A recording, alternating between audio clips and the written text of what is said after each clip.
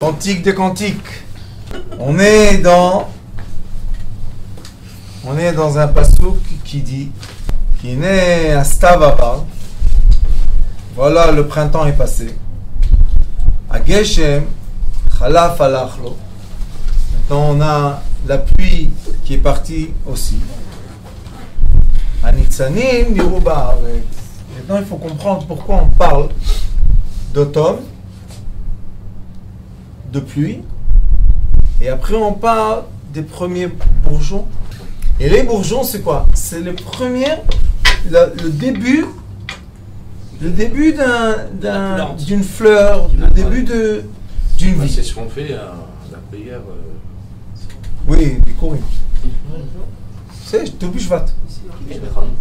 Maintenant, qu'est-ce que ça veut dire? Ça veut dire que nous avons une situation avec la femme. Que dans cette situation, il y a une sécheresse totale. C'est comme on dit que l'homme, c'est comme un arbre, qui a Adam et Tzasadeh. Et l'arbre, pendant l'automne et l'hiver, il se sèche. Il y a les feuilles qui tombent, il commence à devenir de plus en plus gris, et il se sèche. Et normalement, il devait être très humide, puisque c'est l'hiver. Non. Par exemple, les pommiers, quand vous les prenez en hiver, vous pouvez casser l'arbre, on dirait qu'il ne reçoit aucun eau. Et la terre, elle est pleine d'eau. Pourquoi il ne prend pas l'eau? Parce qu'il ne peut pas. Dieu ferme. Comme il ouvre les portes de la terre, il ferme les portes des arbres. Et l'arbre ne reçoit aucune humidité. L'arbre, c'est le couple. Qui a Adam, l'homme, c'est pas l'homme. L'homme n'existe pas sans femme. Ça n'existe pas. Quand on est seulement masculin, sans féminin, c'est pas un homme, c'est masculin. Mais quand on est masculin et féminin ensemble, ça s'appelle homme. Et l'homme, c'est l'arbre. Et le roi Salomon veut nous donner un enseignement, qu'en effet, il y a des périodes dans notre vie que l'arbre sèche. Et maintenant, qu'est-ce qu'on doit faire pendant ces périodes-là? Si on arrose et on voit qu'on ne reçoit aucun feedback, qu'est-ce qu'on dit, nous, les êtres humains? Ça ne sert à rien d'arroser, puisque ça ne donne rien. Alors on est désespéré, on n'est pas heureux. Et après qu'on arrête d'arroser, le printemps arrive, le printemps, il n'y a plus la pluie. Et hop, ça sort. Ça, c'est une technique d'attraction. Ce qui est écrit ici, c'est en hébreu biblique, c'est l'échange du magnétisme. C'est un échange de magnétisme. Ça veut dire que quand moi je tourne comme ça, la roue qui est à côté de moi, comment elle va tourner? À l'envers de moi. Et quand moi je continue à tourner du sens, qu'est-ce qui va se passer? Elle va me rejoindre. Donc il faut permettre des fois les roues de tourner. Et l'homme, l'être entier, l'homme et la femme, ce qui est écrit ici, c'est qu'on doit donner de l'espace et du kavod et de l'honneur à la femme, surtout parce que c'est elle qui se sèche et c'est elle qui est humide. L'homme, il n'a pas ce problème d'humidité et de sécheresse, parce que là-bas, chez la femme, comme vous savez, il y a des écoulements, et si c'est sec, ça fait très très mal. Et pendant qu'il y a le saignement de la femme, c'est sec. Alors c'est le moment, tu la laisses tranquille. Mais la pluie doit continuer à tomber. C'est quoi la pluie? Lui donner des bonnes paroles, lui acheter des choses qu'elle a besoin, tout ce qu'elle veut. La pluie, on donne l'abondance, malgré qu'on sait que c'est sec. Ça ne doit pas nous énerver que c'est sec. Pourquoi? Parce que celui qui attend le temps que ça ressort, des bourgeons sortent, et encore une fois on a des fleurs, et encore une fois on a des feuilles, et encore une fois après on a du fruit, et après on peut manger le fruit. Celui qui attend, il va gagner. Mais celui qui se dit, beaucoup de fois je raconte à mes élèves, en hébreu il y a une belle histoire, qu'il y a deux personnes du high-tech, qui ont eu un héritage. Dans le nord d'Israël, il y a des très beaux moshav, et là-bas il y a des pommiers. Et ils ont reçu un héritage, une petite maison, d'un moshav et un champ de pommiers. C'est bien. Et un jour, ils se sont dit, allez, on va prendre 2 mois de vacances en hiver, on va aller au nord, il y a un peu de neige, c'est beau, c'est bien. Mais la maison, elle n'est pas chauffée. Ils ne savent pas comment chauffer la maison. Bon, la femme, elle a froid, couverture, ça ne sert pas du tout parce que c'est humide. Elle a dit, qu'est-ce qu'on fait? Le mari, il a dit, voilà, il y a la cheminée. Mon père, souvent, il avait des bûches d'arbres. On va les brûler. Mais il n'y avait pas. Alors, il est parti dans le jardin. Il tape sur le pommier. Qu'est-ce qu'il entend? Sec. Il dit, à quoi ça sert ce pommier sec? Il va mourir. Et il commence à couper les pommiers. Il emmène les arbres secs. Il est très content. En hiver, les arbres secs, et il les met dans la cheminée, et la maison, elle est chaude. Et chaque fois qu'elle a un peu froid, sa femme, il repart en mai. Et à la fin, le printemps arrive. Son voisin lui dit, il est où ton champ de pommiers? Il dit, vraiment, vous, venez un peu au high-tech, comprendre c'est quoi un champ de pommiers. Il a dit, qu'est-ce qu'on doit comprendre? Il dit, vous n'avez pas vu que les pommiers sont secs? Pourquoi vous les laissez? Enlevez-les. Et c'est fini, il n'y a plus besoin de pommiers. On est dans la high-tech. Il dit, espèce de... pauvre citoyen de la ville. Tu sais pas que les arbres, pendant l'hiver, se sèchent? Ils deviennent secs. Et après, le printemps vient. Et tout fleurit. Tu dis quoi? Sa femme, elle lui dit, dis-moi, t'as pas dit que tes parents, ils vendaient les pommes d'un champ, toujours tu me racontais, et ça faisait quelques 100 000 shekels. Oui, l'argent, 100 000 shekels. Et je sais pas. Elle sort dehors, elle voit son champ de pommiers massacré, et tous les voisins, les pommiers, ils donnent les pommes et tout. Elle dit, pourquoi tu as cassé le champ? Il dit, mais c'était sec. C'est la même histoire entre un homme et une femme. La même histoire. Quand l'homme il voit que la femme est sec, il se dit, qu'est-ce que j'ai besoin de ça? Allez, elle me casse la tête, qu'est-ce que j'ai besoin d'elle? Il se sépare d'elle. Tu te sépares de ta femme parce qu'elle est sec. C'est le temps d'être sec. Qu'est-ce que tu veux qu'elle fasse? Même si tu essayes d'accélérer, que ça soit un peu plus humide, elle ne peut pas. Pourquoi? Biologiquement, biochimiquement, avec les hormones, ça ne peut pas être maintenant humide. Point à la ligne. Il y a beaucoup de fois que quand les gens font l'amour, tout d'un coup, la bouche se sec, devient sec. Chez la femme ou chez l'homme, c'est sec d'un coup. Ou bien en bas, ça devient sec. Qu'est-ce que ça veut dire? Que c'est fini. Non, mets de l'huile. Allez, continue. Et c'est sec. Dedans, c'est sec. Laisse-la. Tranquille. C'est fini. Et moi? Quoi, toi? Et ça, c'est parce qu'on n'a pas la connaissance de la biologie, de la physique, de la biochimie de l'être humain. Et comme on n'a pas de connaissance, on ne se comporte pas comme il faut avec l'élément qui est en face de nous. C'est comme je veux scier du bois avec ça. Essaye. Tu fais de la musique, mais je ne sais pas si tu vas arriver à scier quelque chose. Tu veux une scie, tu vas au magasin, tu achètes une scie. Non. Moi, je vais te montrer que je peux. Vas-y. Perds ton temps. Maintenant, tout le monde va lui dire, tu perds ton temps. Non. Moi, je suis têtu et je vais scier la table avec un crayon. Dommage. La personne perd son temps. C'est pour ça que la chose la plus belle au monde,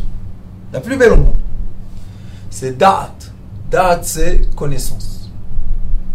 Plus tu étudies, plus tu connais le domaine dans lequel tu es, plus tu t'approfondis et tu comprends, et plus, et plus tu reçois le fruit bien comme il faut.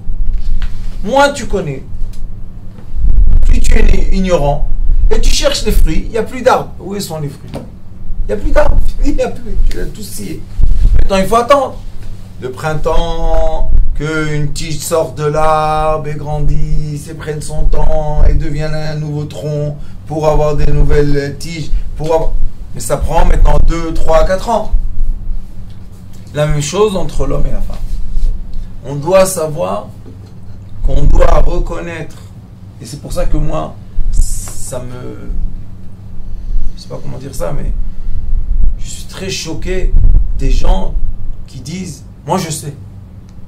Et ils ne savent pas. Si tu sais, ta femme ne devient pas, elle doit pas venir chez Ram, rentre chez le terrain. Et si elle est venue, ça veut dire que tu ne sais pas tellement. Donc, qu'est-ce qu'on fait? Si on a l'orgueil, c'est moi qui décide. Décide, mon fils. Mais tu as un arbre sec, mort. Qu'est-ce que tu veux faire avec? Maximum, tu peux le mettre dans de la cheminée, le brûler. Mais si tu veux vraiment savoir, tu dois comprendre. Et plus tu comprends, il faut savoir ça avec la femme. Plus on la comprend, plus on lui permet de vivre ce qu'elle vit en elle, parce que c'est pas facile. Moi, je ne crois pas qu'un cerveau d'homme aurait voulu être dans un corps de femme. Des écoulements, non, il faut penser un peu, des écoulements, avoir ses règles, avoir des états, des humeurs parce qu'il y a des hormones, avoir tout ce... C'est un cocktail entier d'hormones. Oui, être attiré, pas être attiré, oui, permettre, non permettre. Oh, ouais. Combien de choses elles ont dans leur pensée. On n'aurait pas voulu. Alors, comment on fait pour les comprendre? Les étudier. Il faut tout simplement étudier. Et bon, Hachem, nous on a sur 50 cours bientôt, non? De Torah Tavaï. Il faut étudier. Il y a des livres du Ari Akadosh qui expliquent comment Parashat Vayera, il y a Sharma Marerashbi, là-bas il y a toutes les 2 pages, c'est une histoire d'attraction entre un homme et une femme. Si on étudie tout ça, alors on peut commencer à avoir l'approche qui est l'approche intelligente et non pas avoir l'approche qui est une approche ignorante. Et la différence entre Da et Ra, c'est le Reish et le Daled. Et le Reish et le Daled, la différence, c'est un Yud. Si on met un Yud dans le dos du Reish, ça devient un Daled. Donc, c'est quoi ce petit Yud? Le Zohar Kadosh dit Tipa, Ktana. Une goutte. C'est la goutte de l'homme. Si l'homme sait mettre de l'intelligence dans ses gouttes, ça veut dire qu'il ne va pas s'approcher de la femme seulement par l'envie bestiale, mais il va s'approcher de la femme avec la sagesse avant l'envie. Maintenant, sa femme, ça va devenir Da. Et c'est pour ça qu'il est écrit Yada Adam et Chava Ishton. L'homme a reconnu sa femme Chava. C'est pas la même chose comme Ba, il est venu sur elle. Shimesh, il s'est utilisé d'elle. Nous, on veut pas ça. Pourquoi? Parce que chaque fois qu'on dit je me suis utilisé d'elle, elle aussi, elle dit j'ai été utilisé par lui. Si je dis j'ai pénétré comme ça par force, elle a été pénétrée. Donc comment elle va se comporter avec toi après? Mais si je dis je t'ai compris, je reconnais tes besoins, alors la femme, elle est reconnaissante vis-à-vis de toi. Vous comprenez que chaque approche intellectuelle va emmener le reflet physique. Et chaque homme, dans le monde entier, veut que le reflet physique de sa femme soit un reflet d'amitié, soit un reflet de vie, soit un reflet de famille, soit un reflet d'amour. Mais si nous, on arrive avec une ignorance et on fait des choses pas comme il faut, il y a des gens qui me disent la femme, elle vient, elle pleure, qu'est-ce qu'il y a? Mon mari est ivre. Avant d'être avec moi, toujours il boit une demi-bouteille de whisky. Sans tu appelles l'homme, tu dis, dis-moi, qu'est-ce que tu as? Pourquoi comme ça? Mon père, c'était un... Il m'a dit, si tu viens pas avec une demi-bouteille de whisky, t'es pas un homme. Maintenant, peut-être c'était adapté pour sa femme à son père, mais lui, sa femme maintenant, elle veut pas ça. Maintenant, elle a un rejet de lui. Pourquoi? Il y a l'odeur de ivre, et des fois, il parle des bêtises, et il fait n'importe quoi. Et imaginez-vous, le liquide masculin qui sort, d'où il sort? D'un cerveau complètement ivre. Elle veut pas. Et pourquoi elle ne veut pas?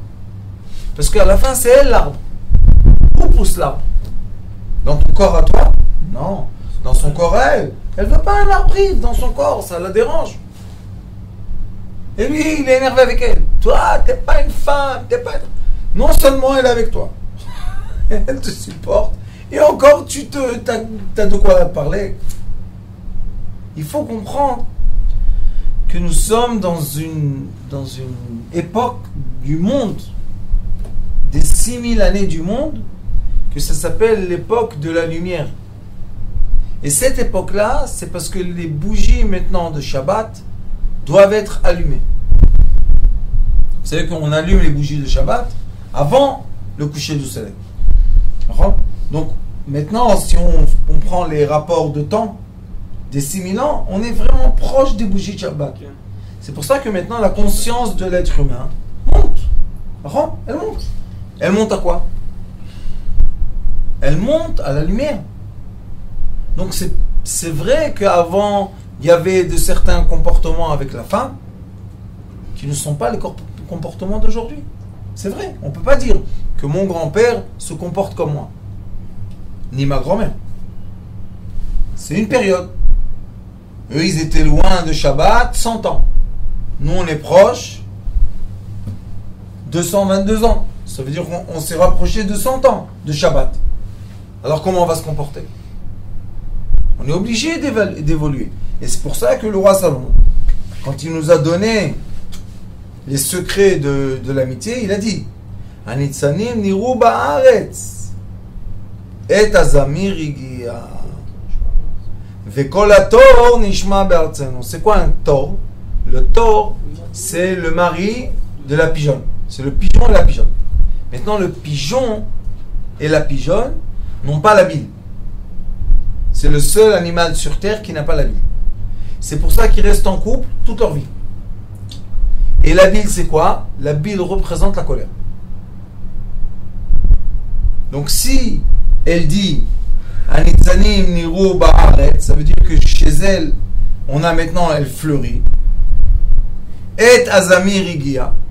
Zamir, c'est les amers aritzim. C'est les amers, c'est mazmera. C'est coupé. Et azamir igia, c'est le temps de prendre les fruits. De les couper. Oui, mais comment on les prend? En les cueillant. En les cueillant, vekolato nishma be'artzenu. On a le son de qui? De l'homme, du pigeon. Ça veut dire que si l'être humain, l'homme, s'est bien comporté avec la femme, maintenant on va l'entendre heureux. Pourquoi il est heureux? Parce qu'il a réussi à recevoir le fruit de la terre.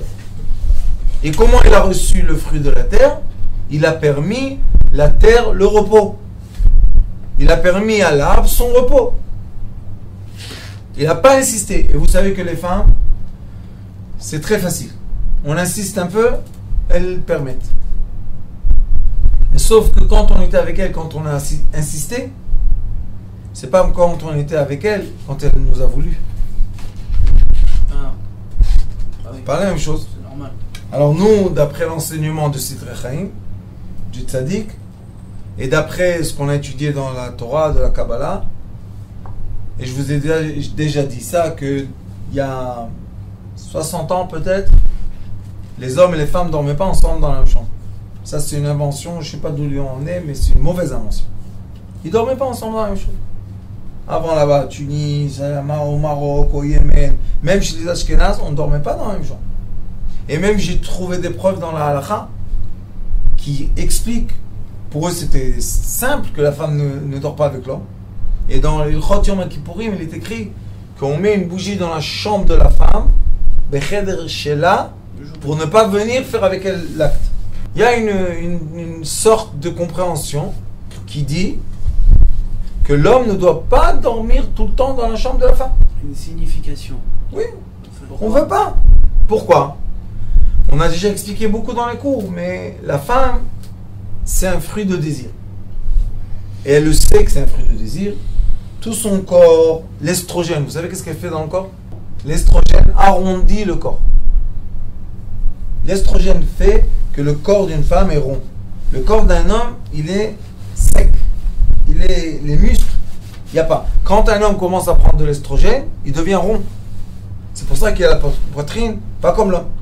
Chez l'homme, la poitrine, elle va comme ça. Chez la femme, elle s'arrondit. C'est l'estrogène, c'est l'hormone féminin. Maintenant, comme la femme, elle sait qu'elle est ronde, et elle est contente d'être ronde, elle ne veut pas être sec, d'accord? Et quand la femme, elle est le fruit du désir de l'homme, et comme il y a des périodes qu'elle ne peut pas lui donner son désir, et lui, il la regarde, il la convainc, il insiste, vous savez comment c'est. Et à la fin, elle accepte. Mais elle n'est pas contente. Donc, il a utilisé la femme avec la souffrance de la femme. Malgré qu'elle sourit, elle embrasse, mais c'est pas vrai. Et on peut voir ça dans le goût de la bouche. J'ai parlé la semaine dernière. Il faut voir les cours, il faut suivre parce qu'on ne va pas aller chaque fois en arrière, en avant. Et cette femme-là, elle est gênée des fois. Pendant qu'elle a la période interdite, elle est gênée. Elle ne veut pas que... Parce qu'il y a beaucoup de couples qui gardent la nida, mais pendant les 7 jours, ils sont ensemble. Ils ne savent pas que quand la femme, l'homme était dans son corps, 3 jours, elle ne peut pas aller au mikvé. Ils ne savent pas. Maintenant, pourquoi ils n'arrivent pas à retenir? Pourquoi ils n'arrivent pas à se retenir? Parce qu'elle est ronde, à côté de lui. Des fois, ils sont dans le même lit. À la B, comment ils font? Nida dans le même lit. Alors, pour ne pas mettre la femme sous une pression qui est mauvaise pour elle et pour le couple, et pour ne pas mettre l'homme dans le nisayon, dans l'épreuve de la vouloir, dans toutes les générations, je ne sais pas ce qui se passait maintenant, on est devenu déformé, mais dans toutes les générations, l'homme vit séparément de la femme. Vous savez que j'ai donné ce cours-là de la séparation dans un public laïque, complètement laïque à Tel Aviv. Beaucoup, la moitié presque, ils ont pris sur eux, ils se sont séparés de la jambe. Et au lieu de se divorcer, ils sont restés ensemble. Parce que quand on est tout le temps, c'est pas normal. Vous voyez que c'est comme un arbre. L'arbre, il ne donne pas tout le temps les fruits. Les fruits, ils ne sont pas tout le temps sur l'arbre. Il y a des périodes. Alors pourquoi avec elle, oui? Et si c'est tout le temps, il souffre. Elle souffre, il souffre. Alors il commence à se détester, il commence à se taquiner, il commence à se venger. Pourquoi? Pour l'amour.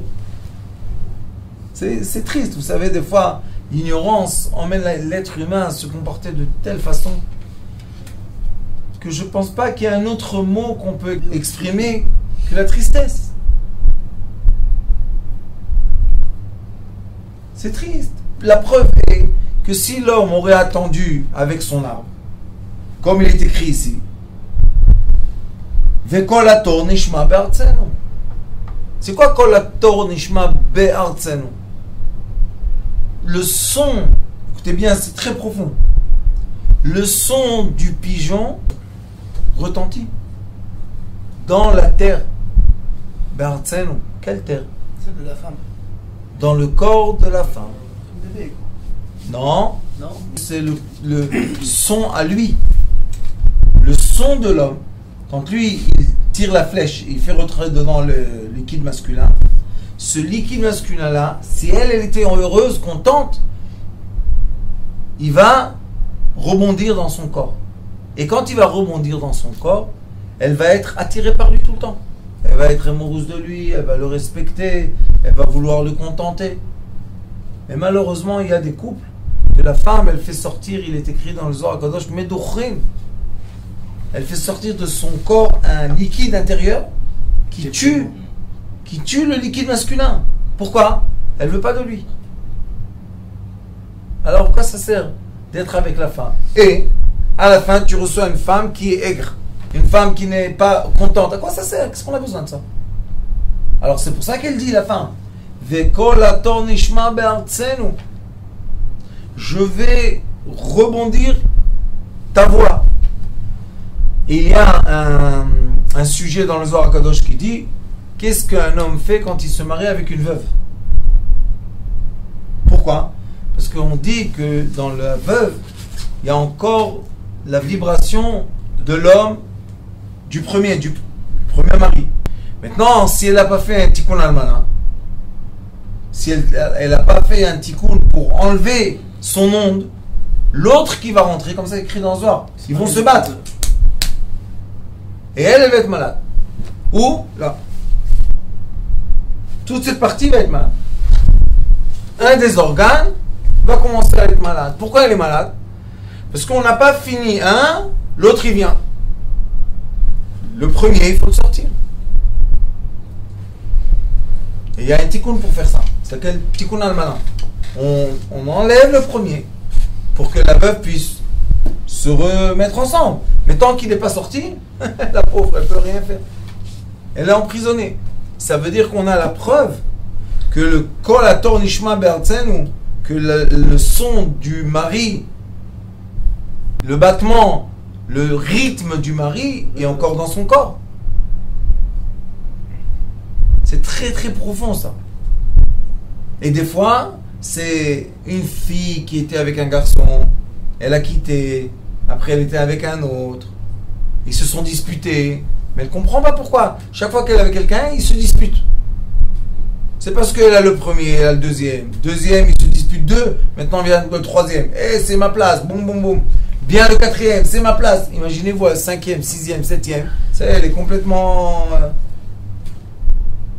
déboussolée, la pauvre. Et c'est pour ça aussi qu'on fait le mikvé. Quelle est la raison que la femme, chaque fois qu'elle a eu un écoulement de sang, elle doit se purifier? C'est pour cette raison de se remettre à nouveau. C'est comme si renouveler la terre. C'est comme la pluie qui tombe sur la terre, elle renouvelle la terre. Et voilà maintenant, l'arbre, pendant le printemps, peut fleurir. Mais tant que la terre n'a pas été renouvelée, l'arbre ne peut pas fleurir. Ça, c'est l'essence du mikvé. C'est très très beau le mikvé. Alors il dit, Atena chanta fagea. Fagea, c'est la figue. Vagefanim semadar natnoreach. Et la vigne, semadar, vous savez c'est quoi? C'est les fleurs. C'est les fleurs de la vigne. Elle dit les fleurs de la vigne ont donné une odeur. Et ça nous amène au début de Shir HaShirim, qu'il est écrit Yeshaken yemeshikot piyu. On va s'embrasser dans la bouche. Pourquoi? Ki tovim dodecha miyain. Les reach shemanecha tovim. Il y a une odeur. Vous voyez que, encore une fois, on voit, beaucoup ça se répète, il y a une odeur. Les phéromones, ce sont une particule qui appartient à qui? Vous savez, dans le système du corps, aux hormones. Les phéromones appartiennent aux hormones. Si j'ai une odeur aigre ou piquante ou désagréable, c'est parce que maintenant mes hormones sont en survie. C'est les hormones de la survie. Mais si j'ai une odeur douce, bonne, comme il faut, ça veut dire que je suis dans le plaisir, dans le bonheur, dans le oneg. Alors il est écrit ici, non seulement Kol Ator Nishma Be'artzenu, tu sais qu'est-ce que ça veut dire que toi tu rebondis dans son corps? Eh bien, je vais te dire qu'est-ce que ça veut dire. C'est dire que la figue donne son fruit, et vous savez c'est quoi le fruit de la figue? C'est l'homme. Pourquoi? Parce que la figue même, quand vous l'ouvrez, il y a plein de grains. Énormément de grains. À mon avis, si on va compter, il y a comme l'homme, des millions de grains. Et le semadar, c'est qui? Le semadar, c'est la vigne. Et maintenant, la vigne, c'est la femme. Qu'est-ce qu'elle donne? Du vin. Et le vin, ça doit être quelque chose de bien, de fortifiant. Le vin, c'est dans les livres, le vin, c'est quoi? C'est la joie. Ça veut dire qu'elle lui donne quelque chose qui le fait joyeux. Et elle aussi est joyeuse. Comment c'est? On a eu une odeur qui a été dégagée de la femme. Et ceux qui savent comment parler avec leur femme, des fois on est assis tout seul comme ça, et tout d'un coup il y a un parfum. Quand on parle avec elle gentiment, on est bien, on lui donne des compliments, on parle tout doucement, et tac, il y a une odeur qui sort. Les sages disent, et aussi c'est prouvé dans la recherche des hormones, que quand un homme est attiré par une femme, et la femme est attirée par un homme, l'homme, des testicules, fait sortir une odeur. C'est pas une odeur de sueur, c'est une odeur d'attirance. Et la femme aussi, elle crée une certaine odeur. Donc on voit qu'on est attiré par des odeurs. Alors il dit, Mohamed, quand est-ce que les odeurs vont venir? Seulement quand l'arbre va fleurir. Et la figue, c'est l'arbre de l'homme qui va fleurir pour toi. Et la vigne, c'est l'arbre de la femme qui va fleurir pour lui. Et il va y avoir une odeur. Et après, il lui dit, Koumilach, élève-toi. Pourquoi on doit lui dire élève-toi? Parce que quand elle était sec, elle était triste. Elle est toute seule. Elle est pas... Il dit, lève-toi. C'est comme on dit à quelqu'un qui est en deuil. Il est assis par terre, on lui dit, lève-toi, Koumilach, Koumil, lève-toi. Comme il y a Masechet Brachot, dans le Talmud, il y a une histoire au début du Talmud, qu'il y avait un sage qui était assis en deuil par terre pour son fils. Il est venu Rabbi Yochanan, il a ouvert les fenêtres, il a dit, lève-toi. Il a donné la main, il a dit, lève-toi. Et pourquoi on dit le deuil? Pourquoi on dit lève-toi du deuil?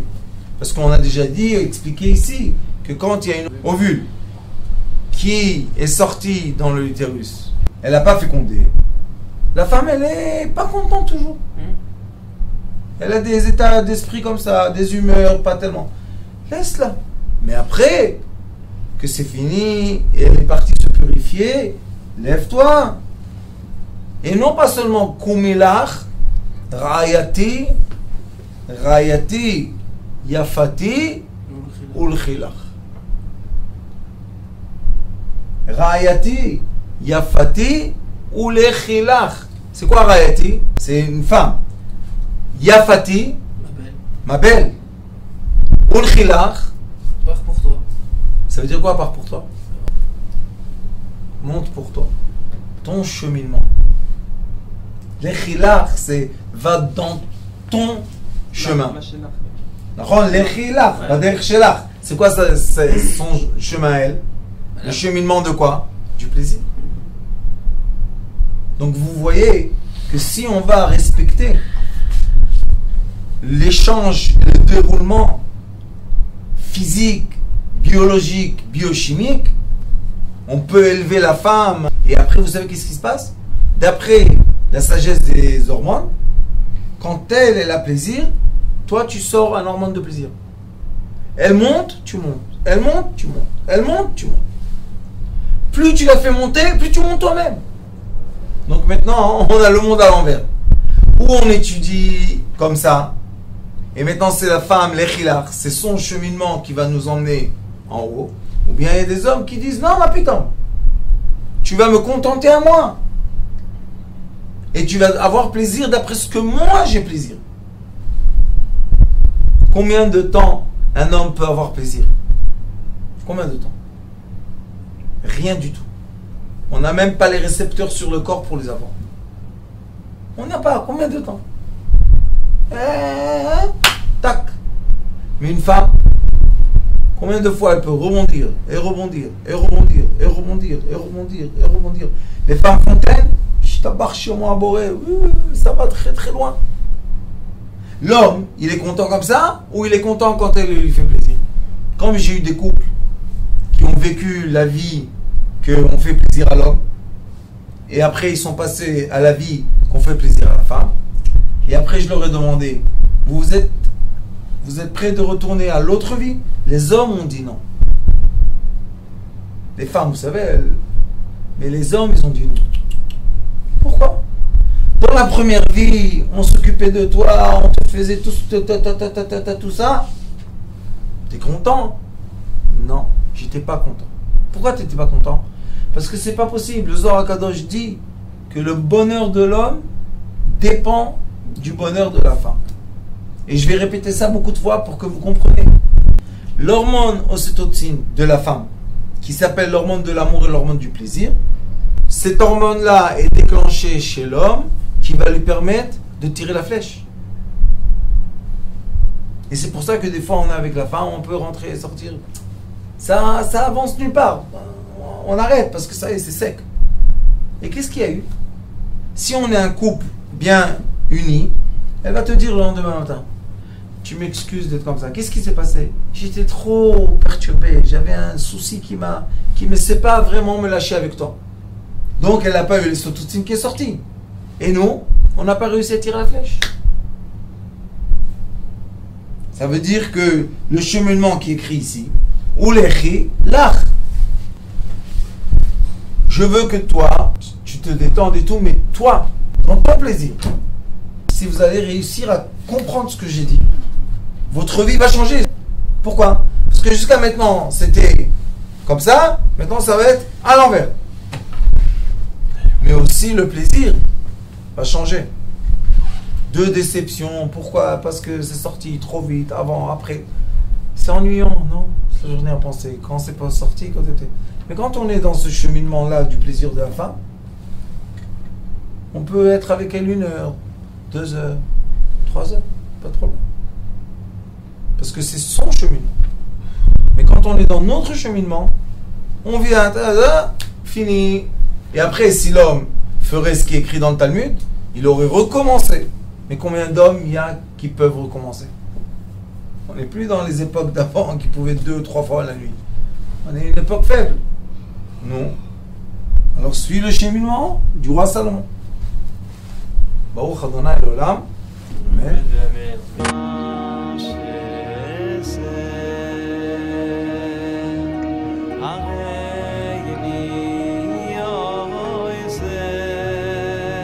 הוא היה אומר לי, בבית שלי יש מלאכים, לא רוצה לצאת מהבית.